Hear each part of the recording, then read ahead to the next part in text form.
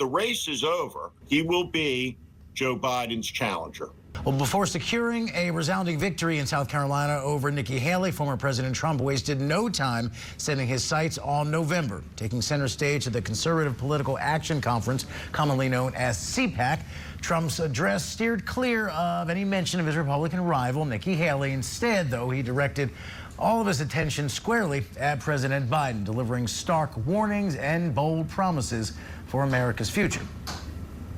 A vote for Trump is your ticket back to freedom. It's your passport out of tyranny, and it's your only escape from Joe Biden and his gang's fast track to hell.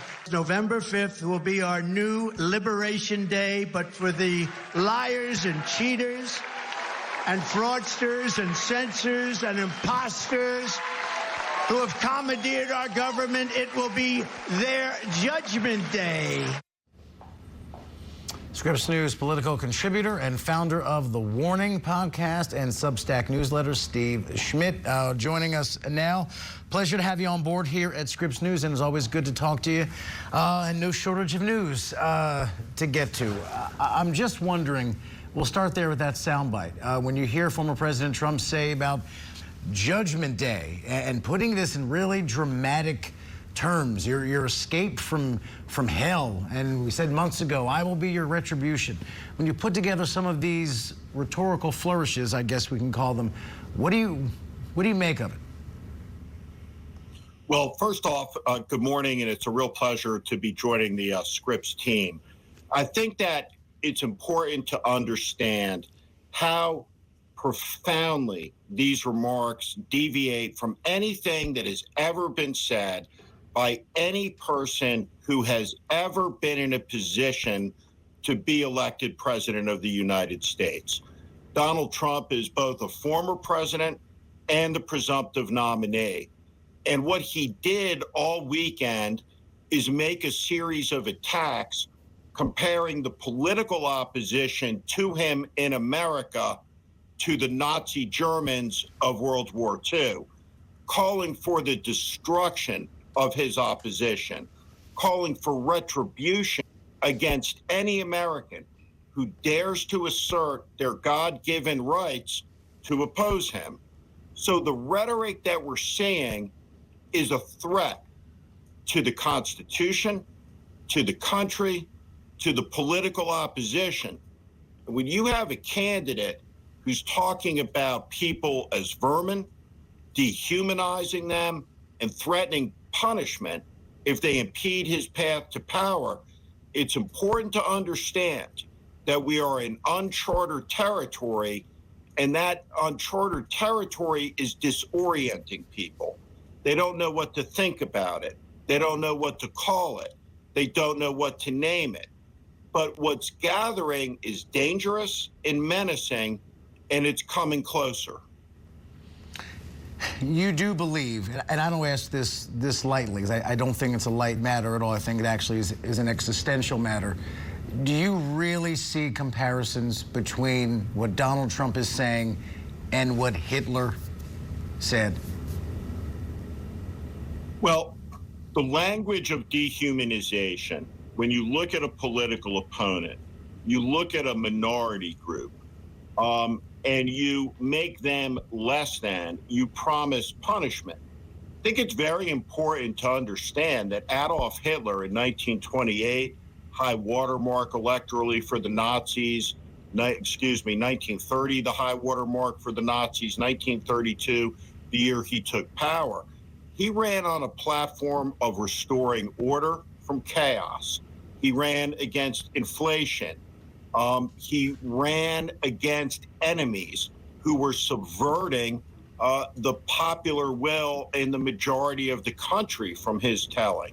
So this language of dehumanization, of blaming, of threatening, I think it is important to take Donald Trump literally and seriously, or at least explore the matter further when he talks about mass detention camps, mass concentration camps.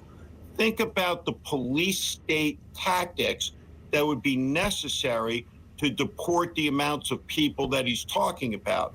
So it is very important to compare the speeches that Trump is giving with those speeches that were given 80 years ago. And any academic comparison between the two will find commonalities and easy analogies between the two men.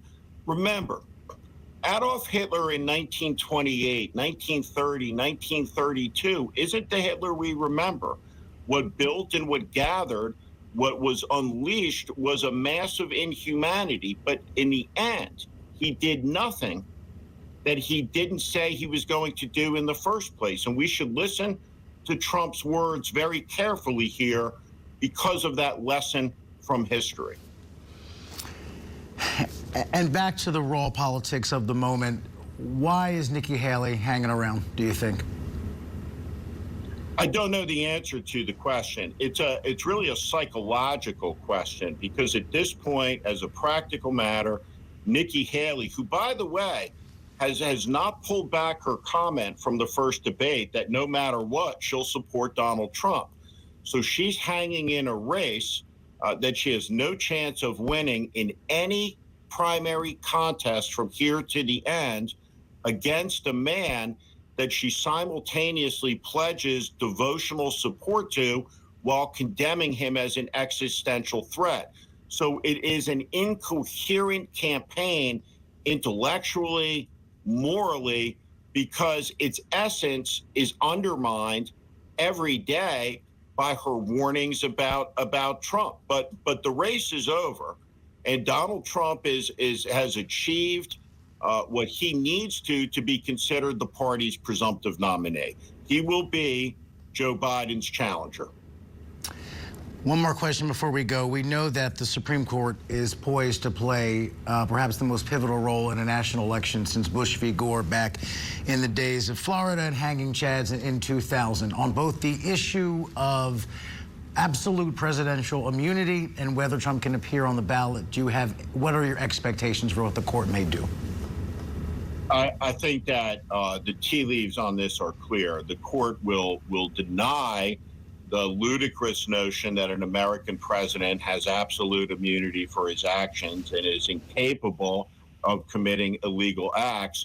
And they will also not take Donald Trump off of the ballot. This will be a choice for the American people to make in November. It will not be decided in the courts, and that is what the Supreme Court is going to rule. Scripps News political contributor and founder of The Warning, Steve Schmidt, thanks so much for giving us some time. Again, welcome to the Scripps News team. Really, really good to have you on board. I have a feeling we will have some robust discussions between now and November, to put it quite mildly. Thank you, sir. Take care. Thank you. And we do want our viewers to know we're going to have Steve on every Monday to talk about the latest developments in this deeply interesting and unconventional election cycle that we're all in together. You can watch him right here on Morning Rush. And again, listen to him on his podcast. It is called The Warning. Thank you for listening to my political commentary. If you like what you heard today, please also consider subscribing to The Warning daily newsletter on Substack. Our democracy hangs in the balance. The 2024 presidential election is the most consequential in America's history. It's not hyperbole, it's a fact. That is why the mission of The Warning with Steve Schmidt is to help readers orient to the currents that are shaping our times and the unseen forces driving politics that are very rarely discussed on cable news. Please sign up at Steve Schmidt, SteveSchmidt.substack.com. Again, SteveSchmidt.substack.com, or at the link in the show notes section below. Thank you to each and every one of you for listening and watching.